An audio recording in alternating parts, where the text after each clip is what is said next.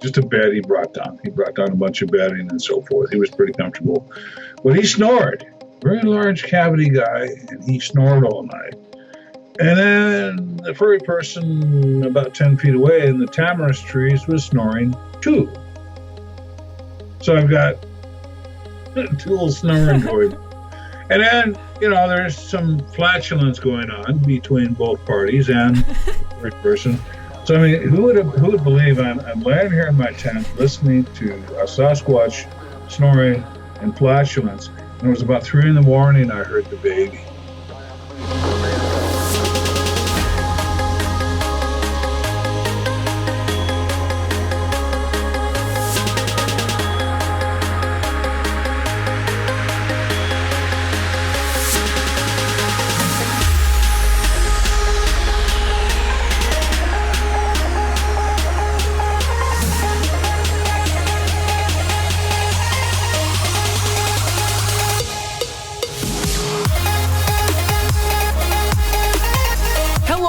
To this Halloween edition of the Sharpening Report. I am your host, Sam Johnston. No, we're not going to be talking about an ancient civilization centered around human sacrifice, decapitation, and demon parades. And no, we're not going to push it on children and pretend it's an okay thing to do. That would be crazy. But to keep it sane, we're going to be talking about some very interesting topics such as monsters, some that are too big, some that are too small, some that are human that turn into monsters. And to do that, we are joined by the perfect guest, a man who is one letter short of having the perfect last name, J.C. Johnson. He is an expert on all things that have to do with monsters. He is a cryptozoologist, and he specializes in the paranormal, UFOs, aliens, monsters, everything that you may see in your world and not really know how to explain. So, Mr. Johnson, how are you doing today? Doing wonderful, sir. How are you? I am doing spectacular. You were one of a very highly requested guest to have back after we had some issues in the last one. It looks like we're smooth sailing this time. So, Did I kind of encompass what you do right in the intro? Because it is an interesting aspect to get into. But it's not necessarily that I'm out looking for these things. I'd say 99% of the time I'm responding to people asking for help with situations that no one else will help them with, or the local authorities or law enforcement won't help them with. And that's when typically we get called in on a lot of different situations. And or it might be a situation with law enforcement that I've worked with, realize that there's something heinous and heavy going on here, and they don't have the time and resources to put toward it. And then, they kind of throw it my way. Can you help out here? And, that's kind of where it is. I'm not out under picking up every rock looking for little people and Bigfoot and all this other stuff. It's just responding to calls for help. Potentially is what we're doing anymore. It's not really looking for anything. Okay, and so when you say we, who is we? Just depends on where I am at the time, what part of the country. I've got an excellent crew out in the Four Corners area.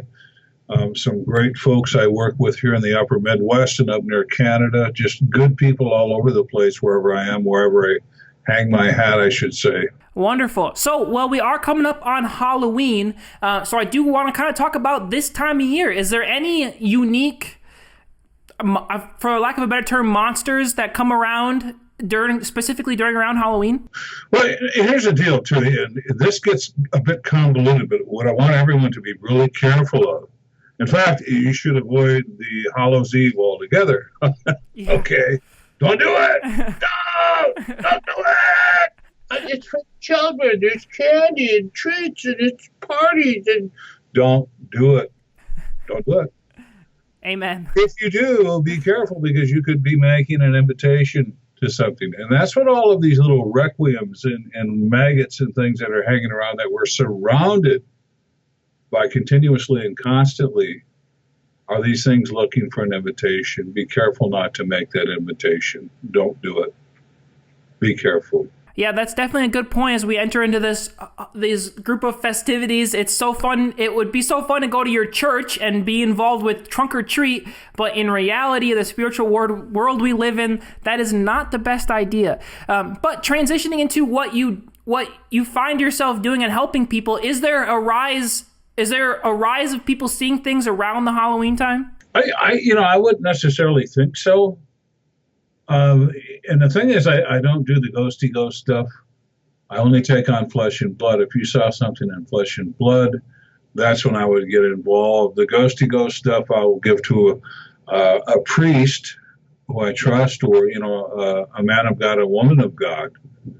But, it's not something I delve into. I delve into flesh and blood. And I wouldn't say there's a real spike, or I might hear about it months later, and I should probably go back and look at when are these dates, when these activities occurred and so forth. But, I wouldn't say there's a spike around this time of year. At least not just children running around dressed as werewolves and whatnot.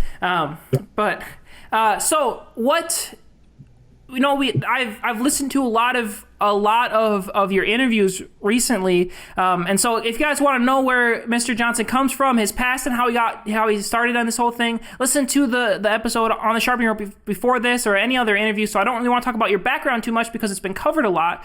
But I do want to talk about kind of your highlights as you go about your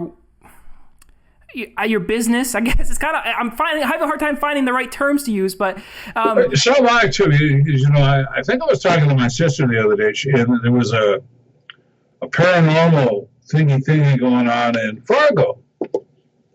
She goes, "How come you're not there? You should be there. You should blah blah blah." And I say I avoid those things because the big conferences and gatherings and so forth. There's a lot of occult things going on there, and there's a lot of people there with Ouija boards and tarot cards, and it's in a way making a lot of these things I'm uncomfortable with as well. You should be mainstream, so I avoid those kinds of conferences. You know. It's interesting that you are not really afraid of giant beasts coming after you. Well, do you have any experiences of like close encounters with these unique beings? What are some of those stories?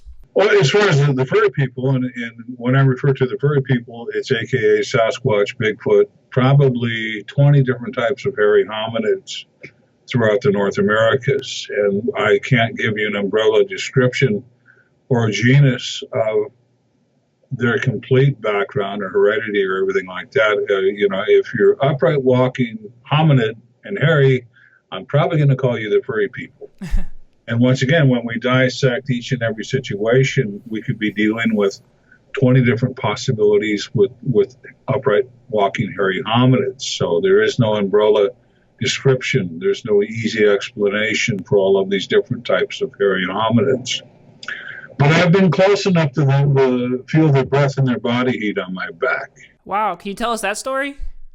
We had one of the last trips my partner and I, James Wessner, did on the San Juan together. I think it was back in 2007. We brought a neighbor down. We're out on the reservation, Navajo reservation. Brought a neighbor down and a couple of folks from Colorado.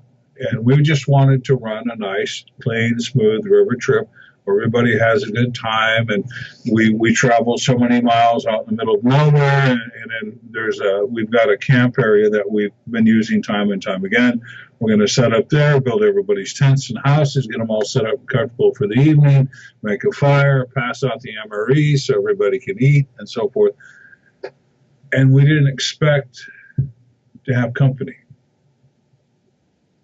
And that's what happened a lot on the San Juan River the many years we were down there running that river is you would think it's 110 degrees in the shade. Somebody covered in fur wouldn't be amiable and walking around in 104 degrees, but they are. And it's a high desert. It's not the deep, dark forest or the deepest, darkest places where you find Yeti or whatever.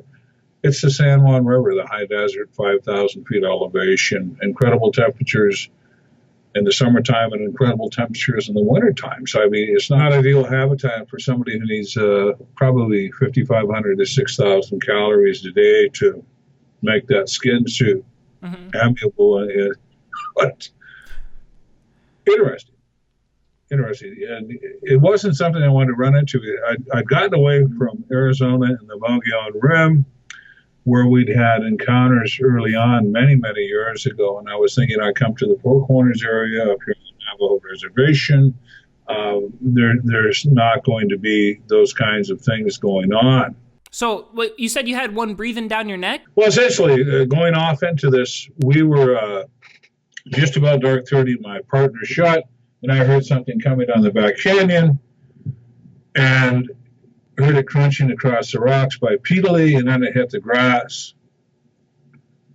And he looked at me and he goes, "Don't tell me that's a cow." I go, "It's not a cow. It's something else." And the guy even went, we had two of our charges who were down on that trip were setting up their tent. And one of them, his name was Grady. And he'd done several river trips with us, and even many times before. And this furry guy went and sat directly behind where they were setting up their tent, right behind the tree, close enough where he could probably reach out and pick one of them up. And I yelled out to Grady, I said, "Grady, come over to the fire, you've got company." And he didn't hesitate. He ran right over to the fire. And this other guy, he was from Yorway, Colorado. And he said, "I don't see anything." And he kept setting up his tent. I was thinking, oh, big hairy hand's going to reach out, grab this guy, carry him off, and I've got to explain to the authorities that, what happened to him, which is probably not going to be a good thing. Nothing that happens down there out in the middle of nowhere is going to be a good thing when you've got missing people or missing persons. So anyway, we looked up again and he was gone. Like, okay, where did he go? So I said, here's what I'm going to do. And I called everybody in. I said, I'm going to walk up to the head of the canyon. I'm just going to shoot some ground fire from my pistol. And typically whatever's down here is going to flush and take off. I'm not shooting at anything or shooting anything. And I knocked down about 6-8 rounds down into the ground. And I stopped and I listened, and then I felt the heat on my back and the breath on my neck, and it was right behind me. And by the time I spun around with a spotlight and my pistol, this thing was busting brush. Wow. And it went right through the outside of the camp, and it was the male who probably wasn't as big as the female that he was with. And he busted through the brush, and he went over to across about a 6-foot section of water onto an island. And he stayed there pretty much for the whole night. I got back in the camp, everybody's all panicking and stuff. And I get everybody calmed down, and we can hear the creature behind my tent in the bushes. We can see the male popping up behind brush and bushes on the island. And I said, I'm gonna lay down some more ground fire, see if we can flush whatever's in the bushes out of here too. And I laid down some ground fire, and this lazy rock came out from the tamarisk trees like it caught air and then dropped down in front of us. And something in me snapped. I'm like, okay, that thing could have took my head off, Yeah. Let's cool it. Let's cool it. Let's just leave it be, leave them be. And if they come kill us tonight, then so be it. And that night, everybody calmed down, and the guys ditched their tent, and they put their sleeping bags right by the fire. My partner's shot was off in his little tent. Our neighbor, Daryl, he's a 350-pound Navajo guy. He was in pretty decent shape. Slept right beside my tent in his becho, which is just a bed he brought down. He brought down a bunch of bedding and so forth. He was pretty comfortable. But he snored. Very large cavity guy, and he snored all night. And then the furry person about 10 feet away in the tamarisk trees was snoring too. So I've got dual snoring going on. And then, there's some flatulence going on between both parties and the furry person. So, who would believe I'm laying here in my tent listening to a Sasquatch snoring and flatulence. And it was about 3 in the morning I heard the baby. I'm like, okay, now this all makes sense. She has a baby. She's now leaving the bush. And the male's on the island. He's probably pretty ticked off right now. So, things stayed fairly calm that evening other than the snoring from both parties on either side of my tent and the flatulence. And the next morning, about 6 o'clock in the morning, I wake up, unzip the tent, and smoking that first cigarette, taking in the air. I'm like, this was all probably just some bad, crazy dream. And the furry person in the bush started up with a scream that went down into lower decibels. That went down so low, laying on my back, that I couldn't hear it anymore, but I could feel it through the ground in my bones. And I about pooped my pants. My Okay. gosh. And I got the shakes going on. And then the male from the island piped up to her. And I'm assuming it's her because she had a baby. And I didn't have a visual on her. She was in the bushes all night. Anyway, here the male crossed from the island, across the water, get up on the bank, and they went down the river together. So that's the story with the breath and body heat on my back. Man, that's insane. There's so many. It's such a serious story, but it's hilarious that one, you're laying down ground fire, and then the furry person literally lays down ground fire by throwing a rock at you. It just does like a counter, and you're like, oh, okay. The rock dropped. I think the rock was a warning. That's what I just backed everything down. The rock was a warning as far as I'm concerned. I'm sure you were terrified, but was there any moment you're laying on your back and they're snoring and farting all around you, and you just kind of chuckle to yourself and you're like, what is going on? I did. No one's ever going to believe this. No one's ever going to believe this. Yeah. Oh, that is too funny. So I guess the next question is there some sort of culture that they have, the furry people? Or I know you don't want to use umbrella terms because each situation's different, but have you been able to identify some sort of culture? Is it more of like an ape-monkey relationship type of thing? No. And here's the thing. We'll go into this a little bit. I was involved in Dr. Melville Ketchum's whole genome study with the Sasquatch people. And we had over 111 samples from North America and Canada come into the study, of which, in the end, she produced 3 whole genomes. That's the nuclear testing, the whole thing. You and I could go down to South America, find a weird-looking monkey, bring it back, have a DNA tested, and if it's 10% different than the other monkeys, you and I can name it. Okay? That's what a whole genome does. We produced 3 whole genomes in this study. And the thing is, all of the mitochondrials that made it into the study, the mitochondrial DNA is the original mother. Those all came back human. Not like sort of kind of human, like we're sort of related to the chimps. Well, bananas share 84% of our DNA. Are we from bananas? No. Okay. These were Germanic ancestries, Jewish ancestries, Native American ancestries, Asian ancestries in the mitochondrial DNA from the original mothers. Now, when we got into the whole nuclear testing, the whole genome testing, there's nothing in GenBank. The progenitor, the daddy, who's the daddy, there's nothing in GenBank. We've got everything in GenBank that walks, crawls, does anything on this planet, flies, whatever. It's all in GenBank. There was nothing in GenBank. This was brand new DNA. So, I mean, it leads one to speculate in many different ways and realms of who's the daddy. And some of this DNA went back, as far as we could push, probably 22,000 years, 15,000 years in some cases, on the mitochondrial mother's side. So once again, the Sasquatch people, and I'm being polite using that term, but I think it's a good term to use because they're more of a people than an ape. But their progenitor does not exist in GenBank. I remember Dr. Melville Ketchum calling me saying, this DNA is the freakiest stuff I've ever worked with. And it was morphing, it was doing all kinds of weird stuff. And eventually she was able to isolate 3 whole genomes. But it was crazy stuff to work with. So where do they come from then? Are they just like another animal that kind of evolved from something else? So where's the origin from? No, I would more likely, in my opinion, go back to Genesis 6, where the sons of God found the daughters of men fair and took among them all the wives that they wanted.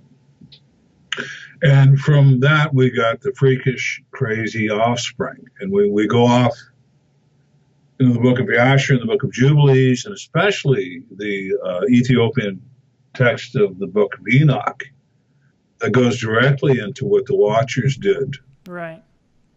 And that's where it really gets fascinating. And they had freakish giant offspring. And you've got to realize that probably most of your Greek things where they're talking about Apollo and they're talking about these different gods, there was probably something very similar to that in the flesh, because they lived for a very long time. So my great-great-grandfather worshipped Zeus, and he's still alive, so he must be a god. Primitive minds, primitive thinking. These guys had their thing going on. They lived for a very long time. So the offspring. And now we're getting into, from the Dead Sea Scrolls, just starting to get into the Book of Giants. Mm.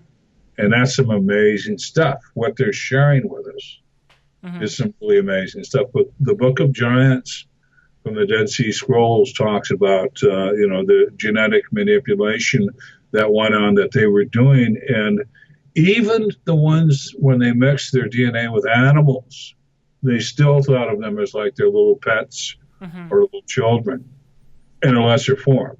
Yeah, it's really interesting because we often talk about on this channel the ideas from Genesis 6 and Nimrod about the New World Order and that sort of thing. We talk about the spiritual ramifications of Genesis 6 and Nimrod and getting back with touch with those occult powers, but it's not often we get to touch on the actual physical ramification that we still see today from that. And I love that it adds that other aspect of evidence to it.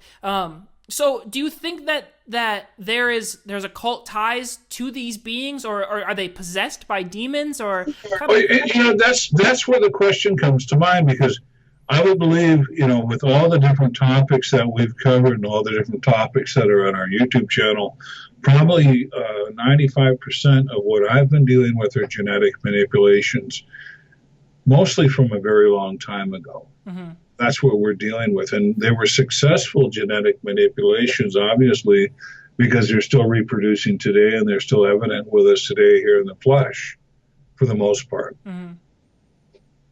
Okay. Successful genetic manipulations. Yeah, and we see, we can see that today even with technocracy and that movement of infusing our DNA with technology, but they're actually doing it physically as well, and they have been for a long time. So that's how we see this corrupted DNA. So I think that's a really good point. To kind of transition, a little bit, I've heard you talk a lot, or some about. I think they're called Skinwalkers. Is that the right term for them? Yeah, they particularly evident on the Navajo reservation would be the Skinwalker, Yanaglushi. That's something. It's something I really didn't want to get into or address, but we ended up having to look at. And the more I found out about it, the more I wanted to get information out and get people empowered with knowledge and expose this dark, evil practice. Yeah, so let's get into that a little bit. What is a Skinwalker first? Let's give us some background history. Where did they come from? It could be someone you sat next to Sunday school, 9 o'clock in the morning. 9 o'clock that night, they transform into this horrific beast and go do their dirty deeds. It's a person. And this is the mind-boggling aspect of it, is there obviously, at least visually, is some type of physical transformation from a human counterpart into these animals that they represent. That's the hardcore thing. But, I've talked to people who've seen the physical transformations. They've seen the hands turn into claws and everything else. And in the face, the snout grow out of the face and the ears get pointy. I mean, there's a physical transformation. If not, some kind of mind trick or whatever, or you're putting off this aura that other people see you as a bear or other people see you as a wolf or whatever. There's something going on with that. And the thing is, if it was just a little parlor trick, that wouldn't come with the incredible strength that these creatures have to flip over cars and lift up roofs and tear doors off. I mean, there's got to be some type of physical transformation, without a doubt. And you said it has origins with the Native American realm? Well, typically your Skinwalker genre the most populous stories come out of the Navajo people. Yet we do have other tribes over the years who have been practicing the shape-shifting dark magic, if you will. Mm-hmm. Many tribes have been doing this, but prevalent with the Navajo, I think most, as far as looking at this practice as being a widespread disease, probably with the Navajo. And is it something that would you, because a lot of people, and myself included, really look at this elite culture, this elite group of people kind of controlling our world in a certain way. Do you think that is that they're involved with that too? That's a super loaded question that takes a lot of suppositions at the front of it. But do you think that's something that would be involved with that? Quite potentially. And here's the thing too: is our Navajo elder, we call him Chief Leonard Dan. I've known him for, good gosh, well over 30 years now. But he's probably 78 now, 79. Fit and spry, still shoots his bow and runs and plays golf. God bless him. But he's saying that some of the people from the reservation who know how to do this practice are being contacted and given plane tickets and anything they want to go teach other people how to do this. Wow. How to shapeshift. And here's the deal. You want to get in, Samuel. I'm the practicing elder. You want in? Good deal. First thing you got to do is bring me a sacrifice. Someone near and dear to you. A sibling, a wife, a mother, a father. Someone near and dear to you. It has to be a precious thing. Now you can bring them in. If you can't kill them, we'll kill them for you. Okay? That's good. You just brought them in to be killed. From there, we're going to dine on some of the soft tissues of the body. If some of the practicing elders find the body pleasant, they're going to practice some necrophilia. From there, we're going to go on and make potions and powders and God knows what else out of the rest of the body. Nothing is wasted. We'll make bone shards to shoot through blowguns, poison tipped with neurotoxins. We're going to do everything with that body. Wow. That's some dark stuff, and it ties in a lot to people who've done research on Hollywood and the things that the people have to go through there, and especially if you make it big in the music industry. It talks about how you have to, provide a sacrifice of a loved one. So it's interesting how these different... They all tie in, don't they? They all tie in and have a very similar origin. And then you, like you said, you tie it back to Genesis 6 and that origin of Satan. So as Christians, we have to know that these things exist. It's so important. But we also need to know how to, one, identify it. Is there any way to identify this situation? And that's the thing, too, is Chief Dan warned me. He says, now that you've got these videos out, you're doing this, that, and otherwise you're exposing this dark practice. He said, you need to be extra careful in public because they'll come up and blow that powder in your face and it gets in your eyes and it gets in your olfactory nerves and everything, and you'll be paralyzed. You'll be paralyzed. So he said, be really careful in public because they're going to come after you. And they've come after him. And in some ways, they've come after me. But I'm not going to shut up. I'm not going to stop talking about this. Right. Continue. And what I've seen on the reservation over the last several years is where people used to go cower in the corner when the Skinwalker was up on the roof and this little wolf thing going on.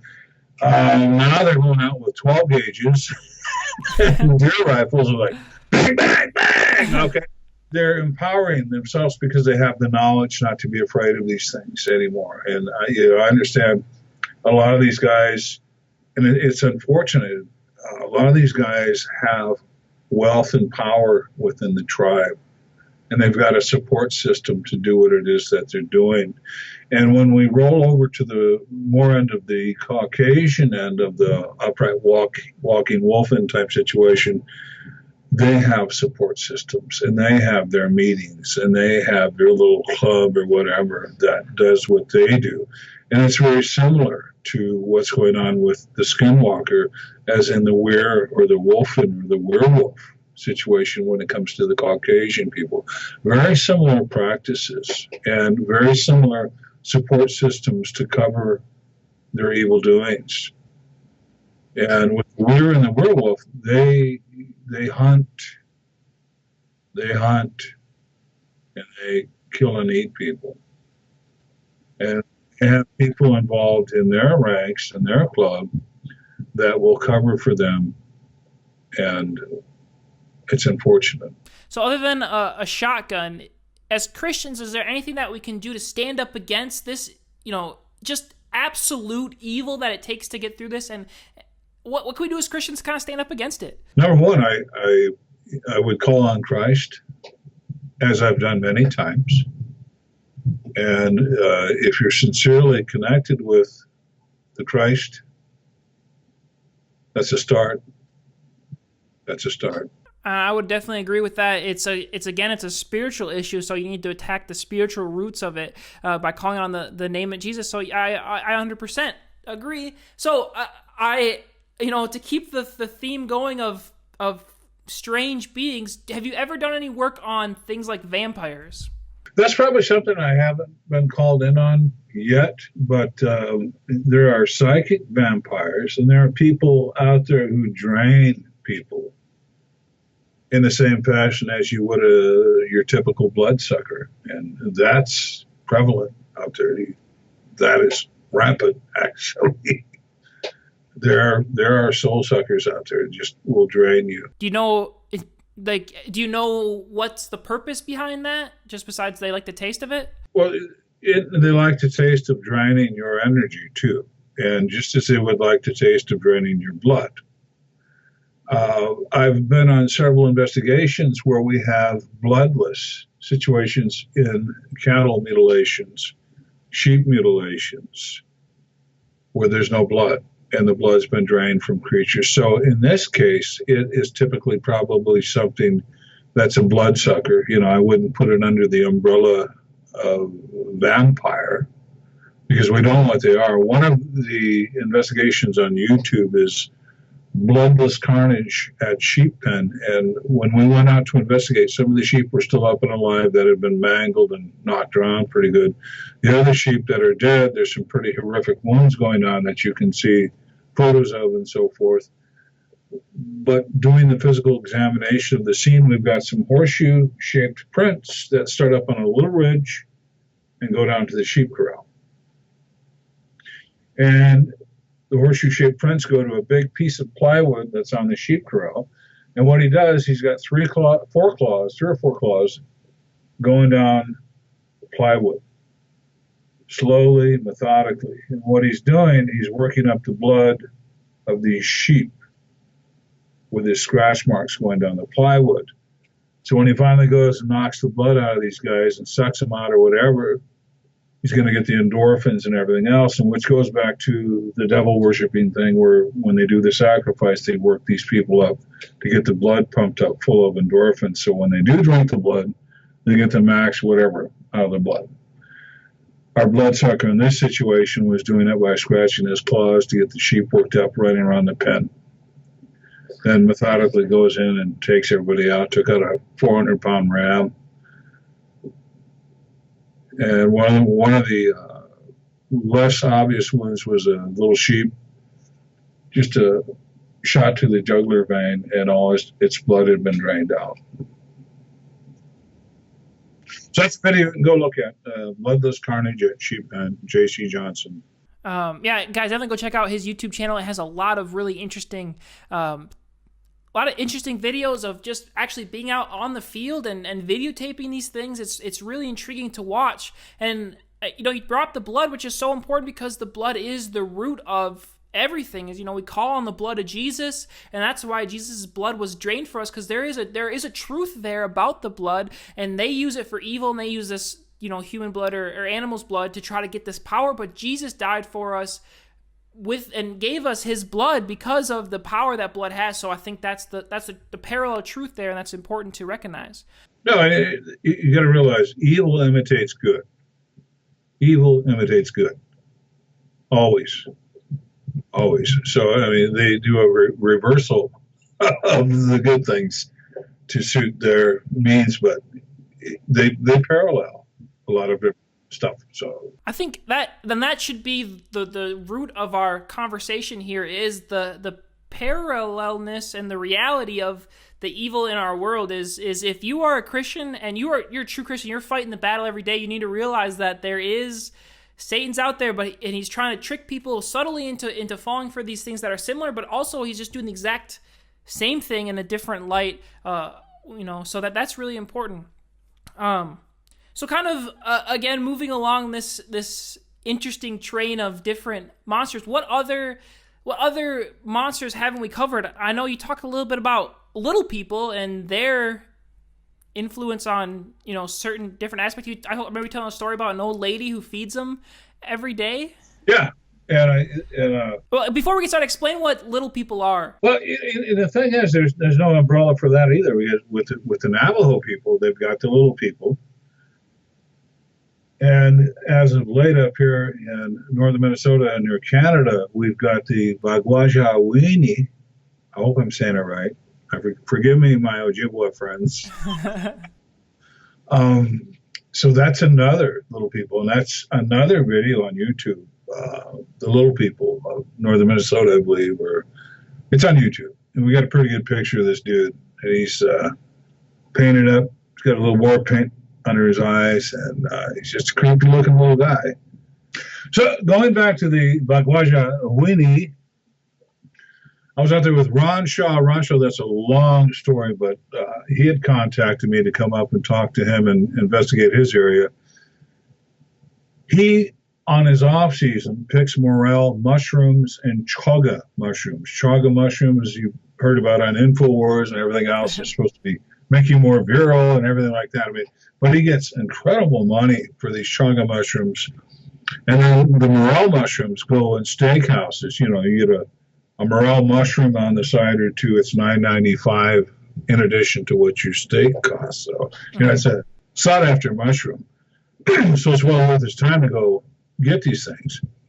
Generationally, Ron Shaw's his grandfather got back from World War II and bought up one side of this 2-lane dirt road as far as the eye could see, pretty much. Mm-hmm.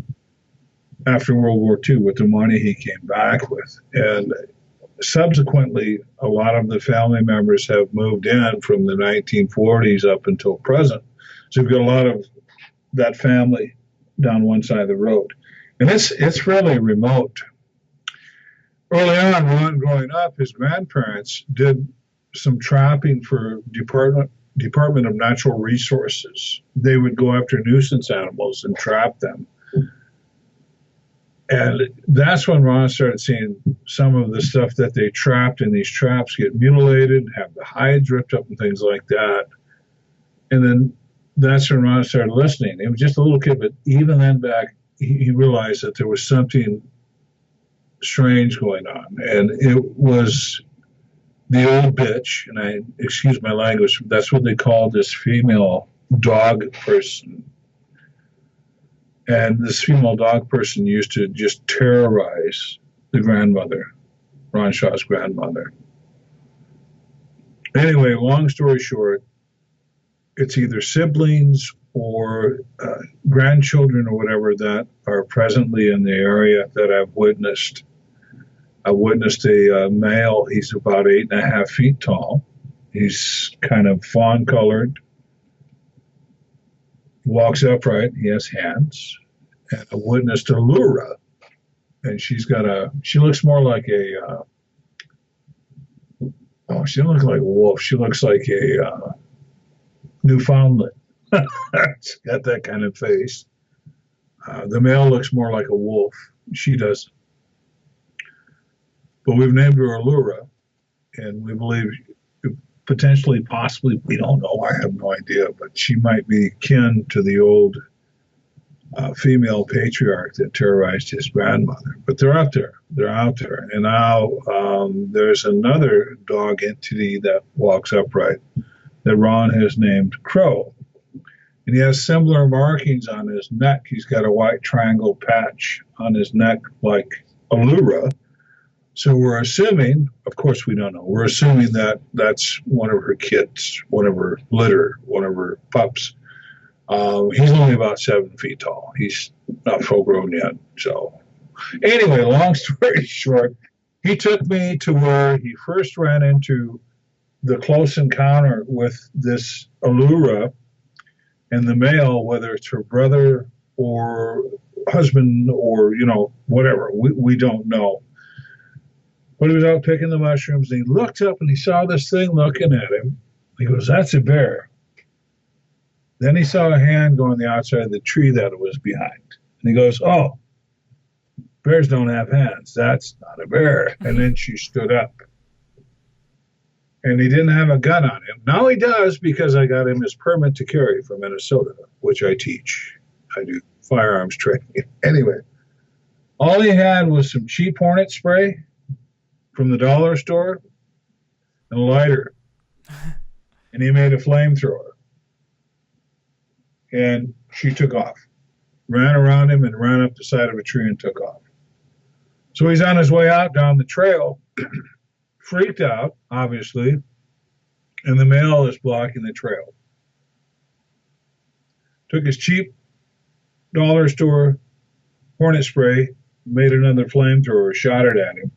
He left the trail, and he got in his ATV and got the hell out of there. So anyway, we're there. He's recanting the story. I'm doing, recanting the story with him.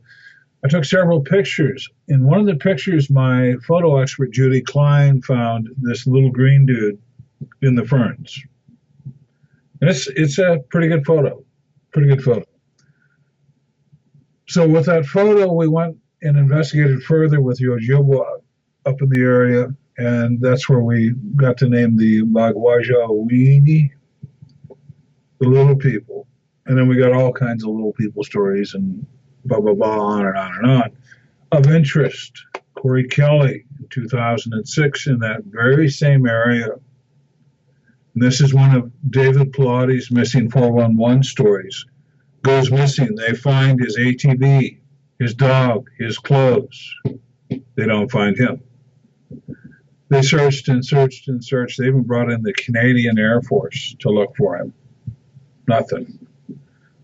About a year later, a sheriff's plane is flying over the same area and finds his nude body off of a trail that had been searched about 17 times.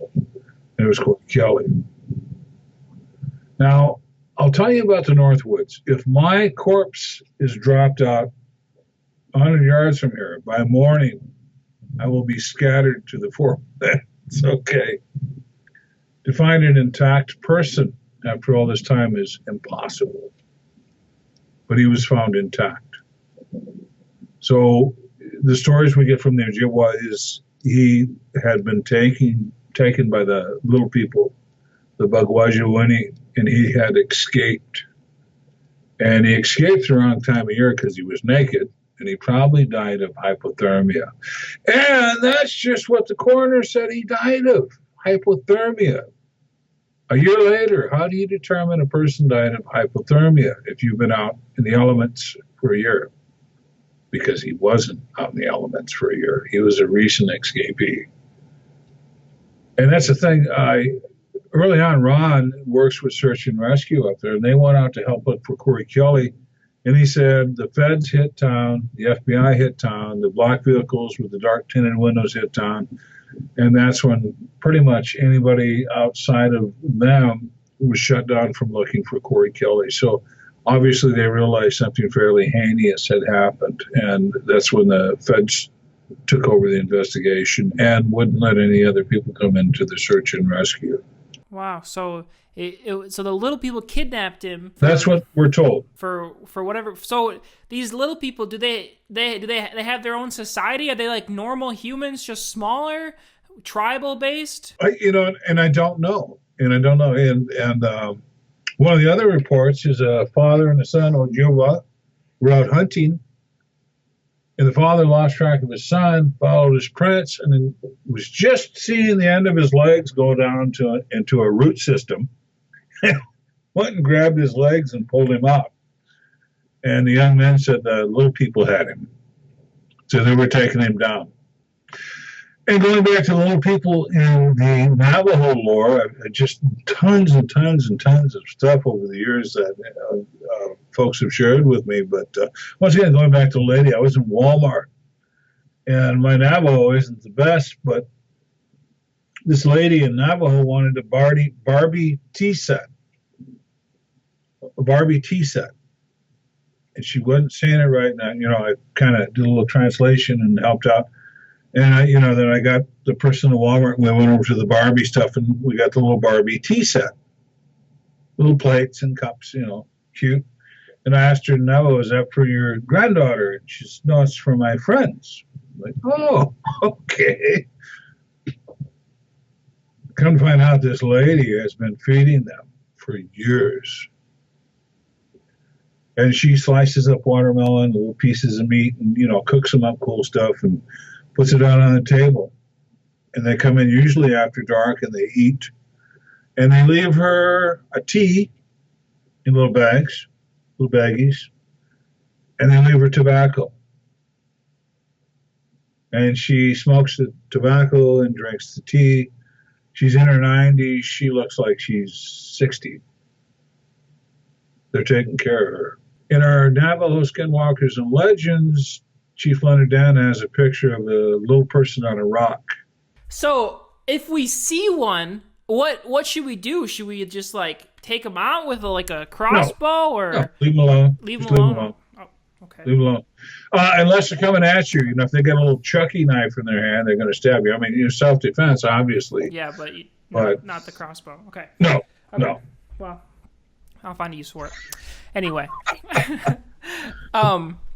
If they're going to do something heinous to you in any situation, if you're in immediate fear of death or great bodily harm, do so. Right. Do so. With anything. If it's a turtle, he's moving fast enough to put you in fear of death or great bodily harm, take out the turtle. You better watch out, turtles. I'm coming for you with my crossbow. Stay away. Anyway, so we've covered 5 or 6 different. We've covered the furry people. We've covered werewolves. We've skinwalkers, vampires a little bit. We've covered the little people, and the question arises, and this is kind of what I want to end. I've got about 15-ish minutes left. The question arises is, why don't people know about this, and what's the purpose of keeping it hidden, and who's keeping it hidden? Well, the dark powers that be are holding out and hiding a lot of these things from us. And in other situations where anything that we're looking at points back to a biblical perspective, they're going to dry wash that and hide that too. Continuously, always continuously hide this, put it on the back burner because it doesn't fit their narrative.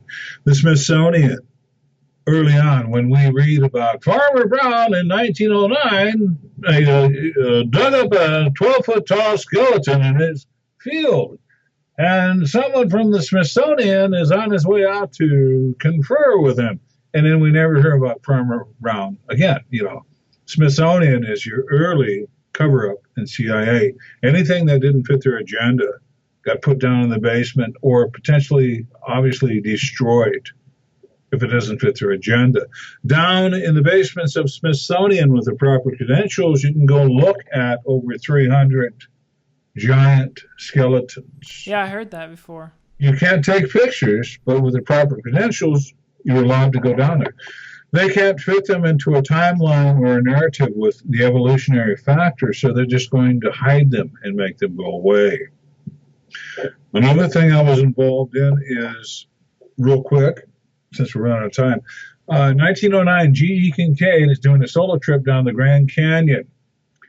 G.E. Kincaid in a solo trip down the Grand Canyon in 1909. That guy had huevos of steel. Okay, that's hardcore. Okay. He's looking for old Spanish gold mines. He sees some tailings or some rock droppings coming down, which looks to him like, some type of digging has gone on or something. And with great difficulty, he climbs up 1,100 feet above the canyon floor, and he finds an entryway, a doorway, and he walks through it with his old lamp, oil lamp, and he sees sarcophagus, Egyptian sarcophagus. He sees mummies. He sees a Buddha-type statue. As he goes further in, it's a complex. It's a big area. And the more exploring he did, what he wrote about in I believe, the Phoenix Gazette-Republic in 1909, it was like spokes inside a wheel, a huge underground facility. supposedly multicultural.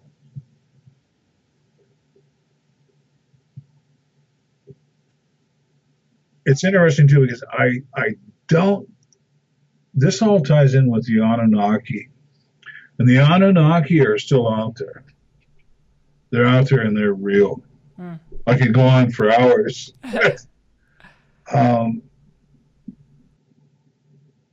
Was it a multicultural situation? No, I think it was an Anunnaki art collection. And very near this area, you have the Hopi people. And the Hopi people came up from the third world into the fourth world, where they came up from the Sipapu. They rebelled against the god of the underworld, Masa, and he let them go. Now, presently working with Hopi people and talking with Hopi folks and Hopi elders, they realize they may have well been captives of these Anunnaki. In Hopi, Anu means ant. Nakai means friend. They used to call them the ant people. Anu, Nakai, Anunnaki. Their origins and speech come from these predecessors, these folks. And it's interesting, too, because the Hopi in rock drawings from like 900 AD have railroad tracks and like little stick people standing on railroad cars going down these railroad tracks. They had foreknowledge of something. So, this is all tied in. But essentially, they rebelled against the god of the underworld, Masa, and were let out into the fourth world. They were taken underground for a fire incident, a flood incident, and an ice incident to be protected. Or not protected, but as livestock, if you will. The Anunnaki are out there, they're real, and if we read into the Sumerian writings, even though Zechariah Stitchin, we're checking your homework now, dude. You're a naughty boy. The Sumerian stones, we're checking into that again, and it isn't entirely as he presented it, but it sucked to be a Sumerian, and it sucked to be under any type of Anunnaki involved in it. Any populist or people involved with him right now, I feel sorry for you. To tie this in, and this goes deeper and darker, but I'm involved in a subject of antiquity. It's an axe head, which was originally presented to the Vatican before they went after the Templars. And the same axe head, after they went after the Templars, probably beheaded thousands of Templars. It's got the markings of the cross on it. It has it's got some Sumerian writings on it. It has music on it. It's amazing. And it's pretty much null and void of any kind of carbon. So it was made in the altitude of space where there's no carbon, out in the nothing nowhere, or it's made from meteorite. But it all ties in. It all ties in. The Anunnaki are still out there. Anyway, with this axe head study, this Templar axe, I'm at this place in Gallup, and we're all meeting. And one of the guys stands up and says, I just want you to know, we've all been emailing and talking and phone conversations. I just want you to know, and he pulled out his NSA identification. So I'm with the NSA, but they have nothing to do with my personal interests in this study. And we're all like, oh, okay. A little freaked out, but thanks for telling us. So we get picking his brain a little bit later. We're having little cocktails and little sandwiches and stuff. And he says, what do you do? So I build power cells with my crew. What do you do with those power cells? He says, once a month, the Anunnaki touch down at Edwards Air Force Base and pick up the power cells and take off. And our jaws hit the floor.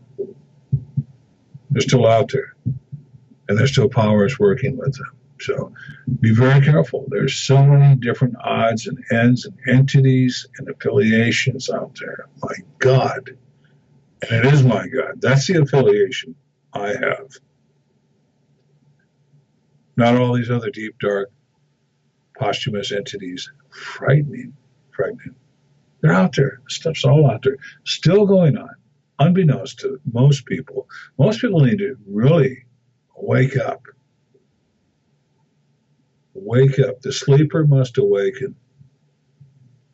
Get your news elsewhere. Number one. Get your news from the people that the news is happening to. Wouldn't that make more sense than somebody giving their perspective of what happened to that person? I'd rather talk to that person about what happened to them. That's news. You know, if you're watching this and you're skeptical, that's okay to be skeptical of these things, because it is new. Well, it is new to a lot of people, and it's very unique to a lot of people. So it's good to be skeptical, but I wouldn't just dismiss it immediately because it sounds crazy. Research in the age of information. Yeah. Ignorance is a choice, my goodness. The age of information.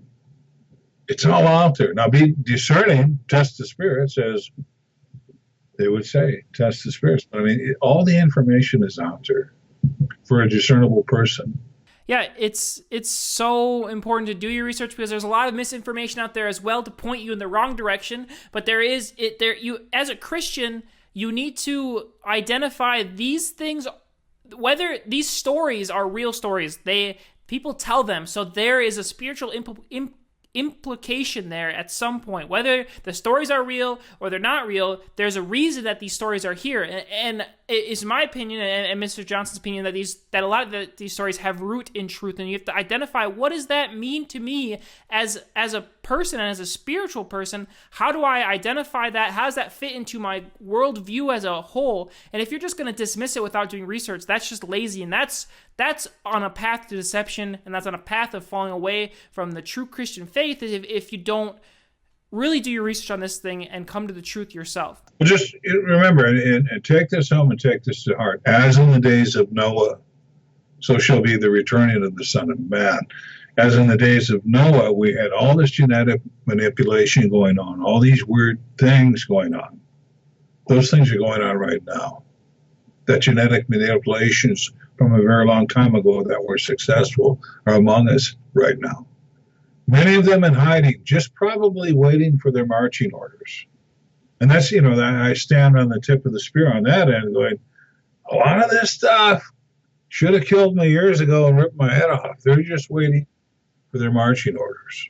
And, that's in the back of my mind, truly. And it says in Revelation that there's going to be an army that rises up against God.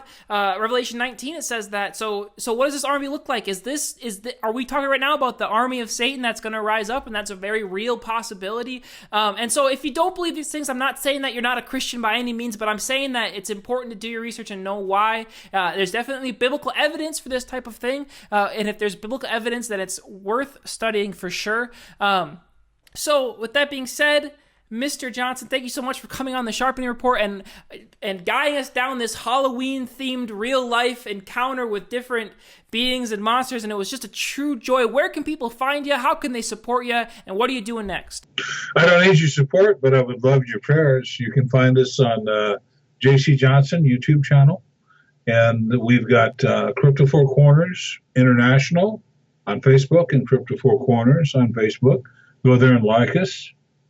Once again, there's no money on the table with me or for me. Everything we do and have done has been out of pocket, other than some gas donations, things like that over the years. This is all out of pocket. And I won't fall into the situation where people, he's just doing it for the money.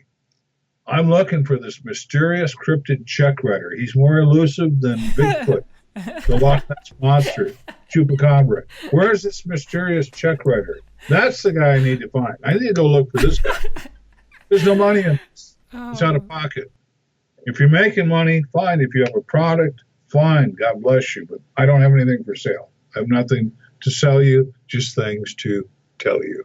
And that's it, guys. Go and pray for him, please. Look at his stuff. It's super fascinating, super interesting, especially if you're just trying to kill some time. You'll go down so many different rabbit trails. You'll use your whole weekend because you just lost track of time to find all this stuff. But just remember, guys, make sure everything's backed up with biblical research and things like that. it's so important. It's really fun, like we talked about, to talk about these unique things. It's not every day we get to do this. You'll never hear about it in church. So thank you so much for tuning in to the Sharpening Report. I'm not going to ask you to like, subscribe, or share, but I definitely appreciate it if you do. And that's what we have for this week, guys. I hope you enjoyed it. Leave your comments below on what you thought, on maybe share your stories of encounters you've had with strange beings as well. And remember, as we approach the Halloween time, know what you're getting into. It's so important. We probably ruined the whole holiday for you this time around, but that's okay because it is truly something to be careful with. So that's what we have, guys. Thank you again for tuning in, and I hope that you have a great week. Yeah, we didn't even talk about aliens today. That's for maybe the next time. And that's another thing I would recommend folks go look at is our ultra-terrestrial investigation on YouTube, where an alien gray is actually dispatched by the uncle next door. It's a complex situation. We'll stop there, and then next time we'll have you back for sure. We can dive into those topics as well.